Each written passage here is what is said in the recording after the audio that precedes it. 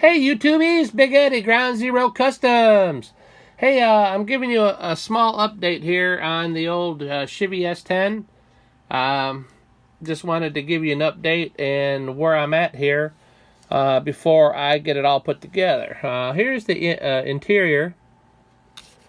Because I can't do photos, and that's a little bit of dash detail, two-tone interior.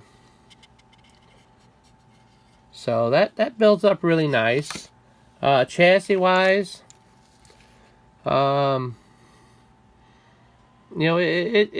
a nice kit, man. This thing goes together really well, and you can do, after this one I'm building just box stock. This is all the colors on the instructions. Everything is just box stock. The interior, this is not cleared. This is just put together. It needs to be sanded and cleared yet.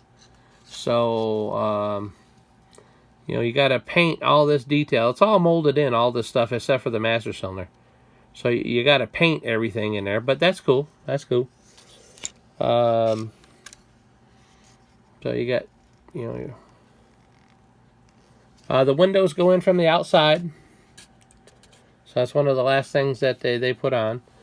But it is four-wheel drive. I don't know if you can see the suspension there. But there's the transfer case. And I got a little bit of not touch-up, but some detailing to do on the front suspension. But I want to do update this a little bit here before I do clear and so forth. I don't know. These decals here go under the hood. So I'm definitely going to put those under there, like that little padding that goes under your hood.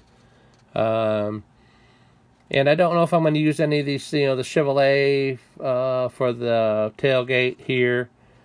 So I will be using a couple of these decals before I clear coat it.